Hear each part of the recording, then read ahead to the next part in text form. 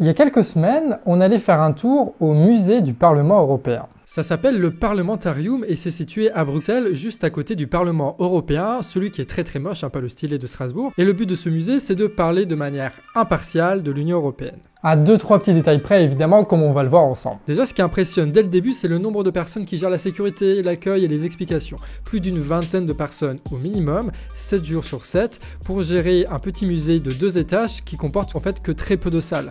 D'ailleurs, la quasi-intégralité du musée est composée de tablettes numériques et d'enceintes à travers lesquelles les belles paroles sont prononcées. Together, we can work to ensure peace and freedom in the future.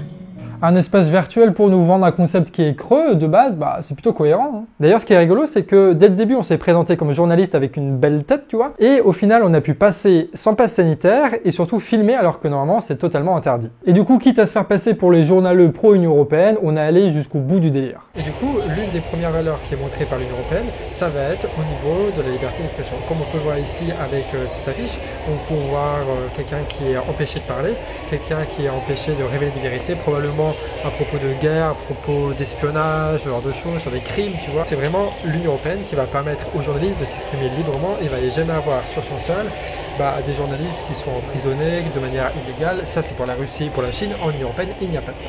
Et là, dans le cinéma que vous êtes en train de voir, les deux personnes qui sont là-bas sont en train d'expliquer que Julian Assange a été protégé dès le début par l'Union européenne. Dès les premières leaks, ils l'ont protégé de l'extradition et ils ont fait en sorte que le droit de savoir, le droit des journalistes, de la liberté d'expression soit garanti en fait dans l'Union européenne. Ce que l'Union européenne a fait, il faut qu'on s'en souvienne. Bref. La première chose qui me choque dans ce musée, c'est leur vision historique. Ils ont par exemple une façon très particulière de parler de la Révolution française. Pour eux, la Révolution française, c'est les idéaux de liberté qui a rendu ça possible, tu vois, juste les idées. L'idée de liberté, ça fait la révolution, et cette révolution, elle a été trahie parce que certaines personnes, au nom de cette liberté, sont allées un petit peu trop loin. Évidemment, là, ils parlent de ce qu'on appelle la terreur, et ils comparent ça directement à l'URSS et aux nazis. Je déconne pas, c'est ça égale ça égale ça. On a l'impression d'être dans un débat politique sur jeuxvideo.com.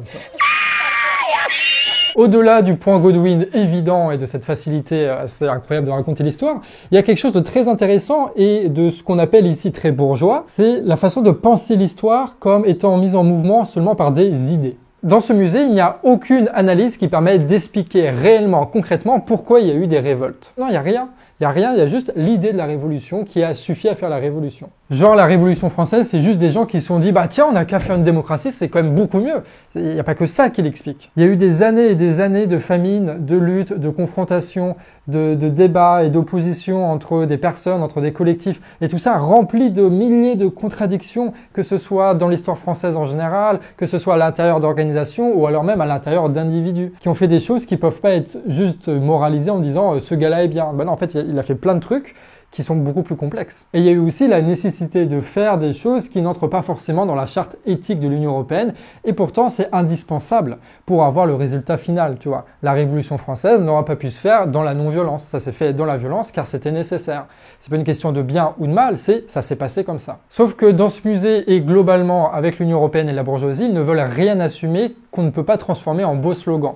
Donc s'il y a des petites contradictions, on les efface ou on les caricature, mais on les garde pas comme ça. Ce qui est marrant, c'est qu'ils enjolivent au maximum la révolution tout en ignorant, en méprisant les causes qui ont rendu possible cette révolution. De toute façon, de manière générale, l'histoire elle est beaucoup plus subtile que juste une idée auquel tout le monde aurait été d'accord soudainement, tout d'un coup, tu vois. Et même si ça peut arriver dans l'histoire, on n'explique pas concrètement pourquoi est-ce que tout d'un coup, tu as énormément de personnes qui sont d'accord avec cette idée de démocratie.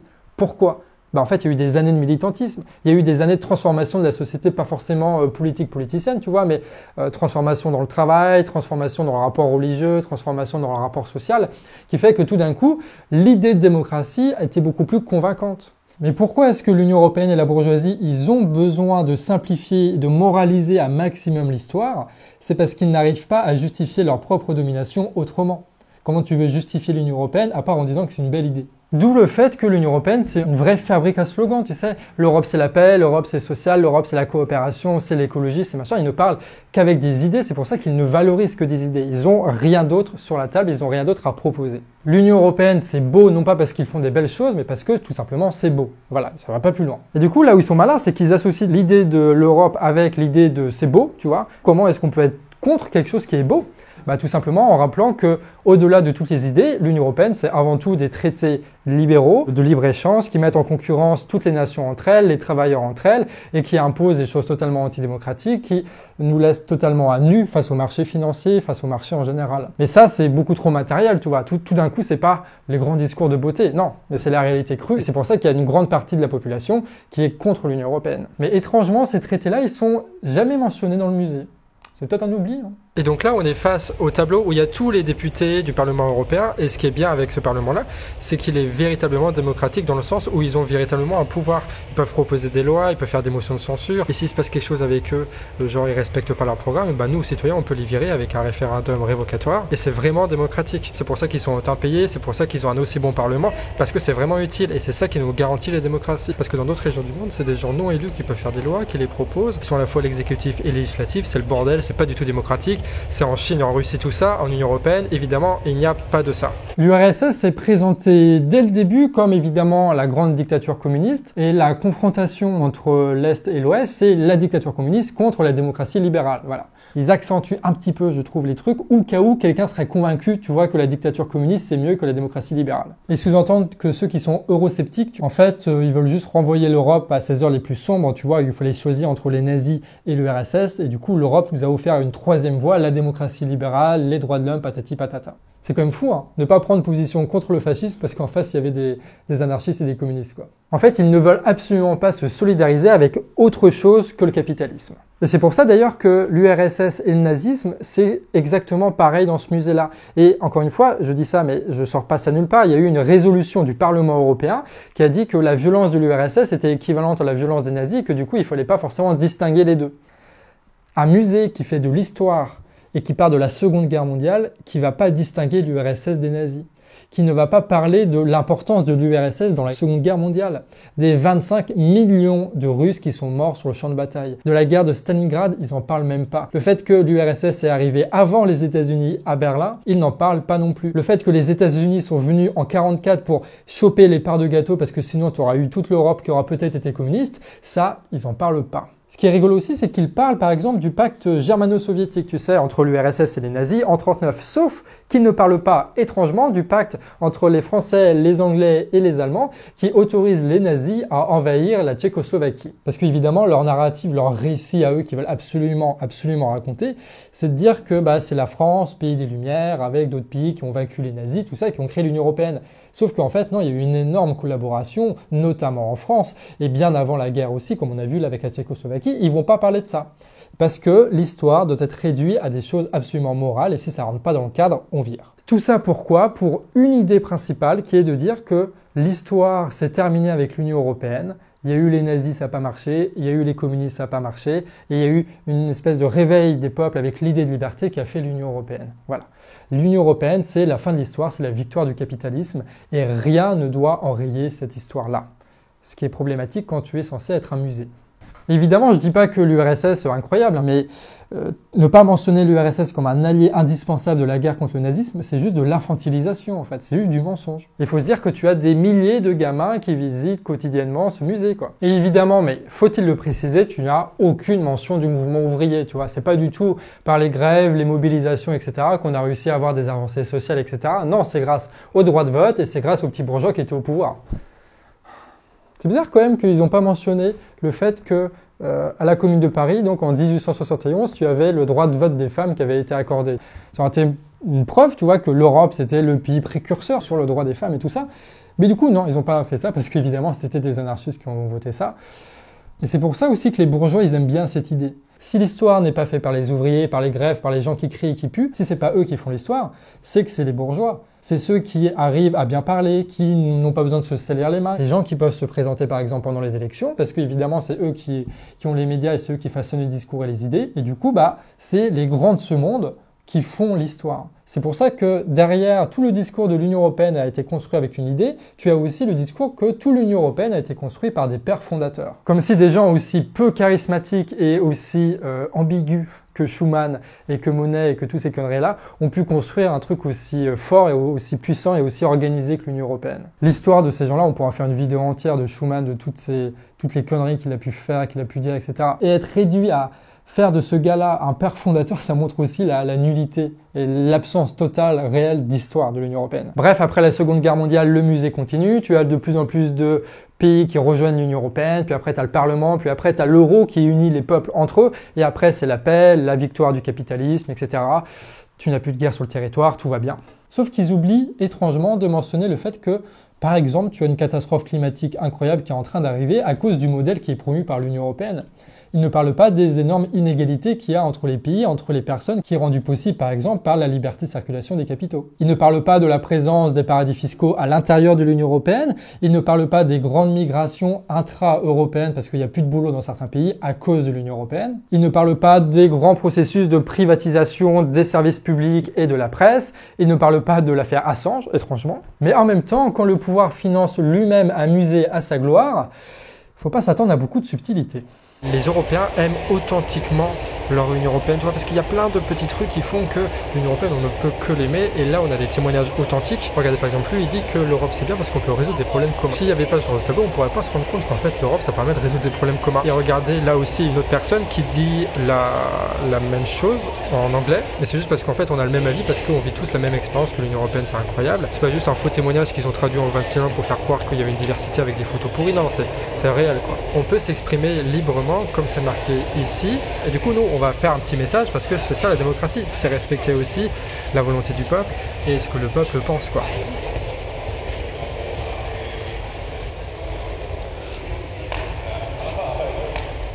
Bon du coup là on a l'impression qu'on peut donner notre avis mais là ça bug, mais ça fait juste quelques décennies que ça bug, mais ça va se rétablir. Il faut juste plus d'Union européenne, plus s'investir et puis ça va marcher. Ce qui est marrant c'est que ce musée en fait il se défend d'être un musée de propagande. Il se défend d'être un musée pro-européen et positif. Donc positif, ça veut dire qu'ils enlèvent toutes les petites tâches qui peuvent apparaître dans l'histoire. Et pro-européen, ça veut dire qu'en fait, c'est là pour justifier la construction européenne telle qu'elle est maintenant, c'est-à-dire ultra-capitaliste, ultra-libérale.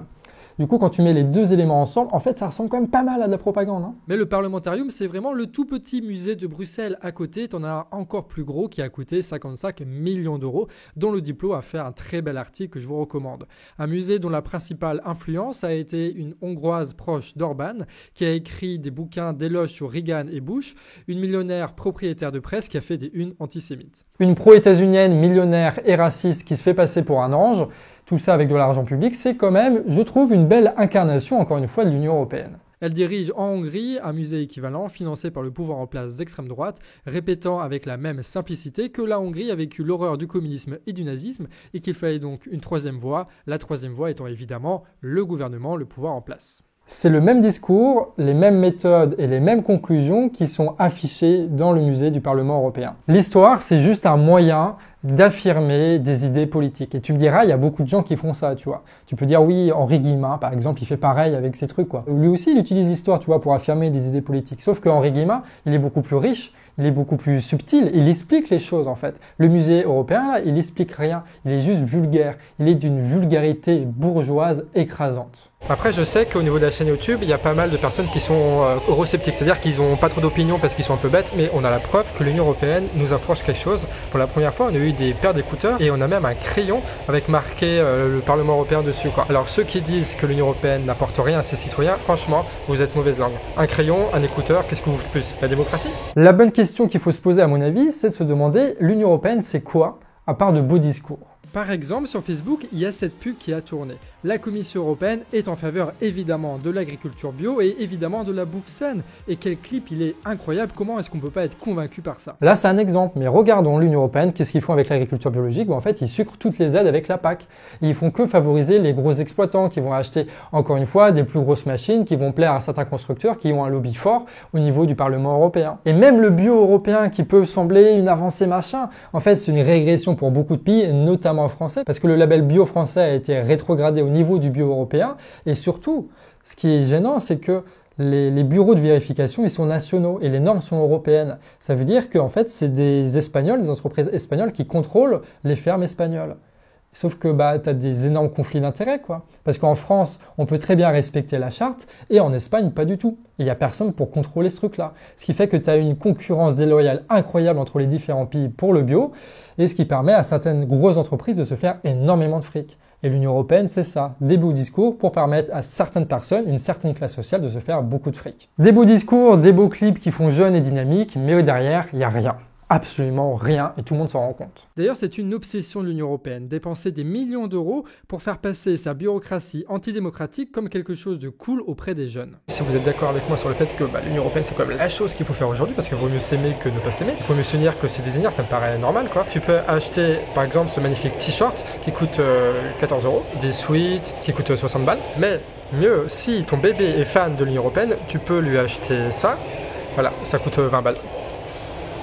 Des canards. Tout cela est symptomatique de ce qu'est l'Union européenne, une destruction méthodique de toute souveraineté et de toute justice sociale, sous couvert d'un emballage de marketeux de jeunes qui, grâce à quelques millions d'euros d'argent investis, arrivent à être convaincants pour certains. Au final, si on est pour l'Europe, c'est juste pour des raisons quasiment de slogan. C'est on est pour l'Europe parce qu'on est pour la paix, parce qu'on est pour les machins. Ça va jamais, en général, plus loin que ça. Par exemple, tu as un slogan qui dit il faut être fort en Union européenne pour pouvoir résister contre les autres gros empires qui sont l'empire états-unien et l'empire chinois. Donc du coup, est-ce qu'il y a un exemple de ce qu'a fait l'Union européenne qui va contre les intérêts des États-Unis? Est-ce que le fait que maintenant tous ceux qui intègrent l'Union européenne doivent intégrer l'OTAN, c'est une preuve d'indépendance face aux États-Unis? Est-ce que l'affaire Assange est une preuve d'indépendance des États-Unis? Est-ce que le fait que les États-Unis soient ultra favorables à l'Union européenne, c'est une preuve que l'Union européenne est un contre-pouvoir par rapport à ça? Et pour la Chine, c'est encore plus débile, quoi. Je veux dire, c'est précisément les traités européens qui ont désindustrialisé la France. Donc évidemment, quand tu enlèves toute l'industrie et que tu la mets en Chine, tu as des problèmes de souveraineté et d'indépendance. Mais c'est à cause de l'Union européenne, ça encore. Du coup, l'Union européenne, ça nous protège pas du tout des empires, concrètement. Ça nous rend totalement dépendants d'eux. Il n'y a pas de troisième voie ou quoi que ce soit. Et du coup, en fait, c'est juste un slogan à la con. Sinon, tu as un argument que je trouve encore mieux, c'est de dire l'Union européenne, tu sais, c'est la solidarité, c'est Erasmus, tu vois, Erasmus, incroyable. Comme s'il fallait une Commission européenne totalement corrompue, une monnaie qui n'a aucun sens, une BCE qui est possédée par des gens de Goldman Sachs, comme s'il fallait toute cette infrastructure, cette bureaucratie et cette destruction de la démocratie et de la justice pour avoir Erasmus, tu vois. Tu sais, on peut imaginer très bien des nations qui soient libres et souveraines et qui font Erasmus, comme il se passe notamment avec des projets spatiaux ou d'aviation qui sont faits entre des pays européens sans avoir besoin du Parlement européen. Après, ça engage que moi, mais est-ce que, en tant que France, tu vois, est-ce qu'on n'aura pas plus de liens, par exemple, à faire des coopérations avec l'Algérie, avec qui on partage énormément de choses, notamment Karim Benzema, plutôt que l'Estonie, tu vois? Est-ce que du coup, ce serait pas plus sensé d'être solidaire avec l'Algérie plutôt que des pays d'Europe de l'Est qui n'ont pas grand-chose en commun avec nous? Là où l'Union européenne est véritablement indispensable, c'est sur la gestion du Covid. Comme vous voyez ici, il y a des vaccins, parce qu'évidemment, il faut mettre en avant le fait que l'Union européenne a produit énormément de vaccins pendant la crise Covid et qu'on a distribué à plein de pays en Europe, partout dans le monde, parce qu'en fait, on avait des labos pharmaceutiques qui avaient, les compétences pour les vaccins, et l'intégrité, le côté éthique de distribuer un maximum de personnes avec des brevets libres. C'est pour ça d'ailleurs que l'Union européenne est favorable à la libération des brevets et qui ne sont pas du tout en train de bloquer ça au niveau de la Commission européenne ou quoi que ce soit. Bref, des slogans qui n'ont aucun sens, qui sont maintes fois répétés encore et encore depuis 40 ans et dont ce musée est la synthèse parfaite. Parce que oui, tu peux avoir une idée de merde, si elle est soutenue par l'oligarchie financière et médiatique et si tu as des millions d'euros, un budget quasiment illimité pour le faire, et ben voilà, ça se réalise quoi. Et c'est ce qu'on a visité il y a quelques semaines. Et oui, si tu as une idée de merde, c'est pas grave. Si cette idée est soutenue par l'oligarchie et qu'en plus de ça, tu as un budget illimité pour la réaliser, eh ben, tu vas te rendre compte que petit à petit, la classe dirigeante vont se réapproprier tout ce langage de langue de bois à la con, idéologue et bourgeois, là, et tu vas te rendre compte que ça va convaincre des personnes. C'est pour ça que tu te retrouves aujourd'hui avec une classe politique en France, mais aussi ailleurs, qui refuse de regarder la réalité concrète de ce que c'est l'Union européenne. Alors que c'est juste des traités de merde en fait. Bon, ça c'est jusqu'au moment où Internet vient mettre son petit grain de sable. Et ce petit grain de sable, on va continuer à en mettre beaucoup jusqu'à enrayer la machine et en reconstruire une autre pour réellement passer des idéaux à la vie pratique, parce que c'est quand même pas mal, quand même, de vivre les idéaux plutôt que les énoncer. Et voilà, ça se fera pas avec ces traités européens-là, ça se fera peut-être avec une autre coopération européenne, peut-être avec d'autres pays, je sais pas, faut qu'on en discute. Mais en tout cas, on va pas se laisser faire. Sur ce, amis réfractaires, à la prochaine.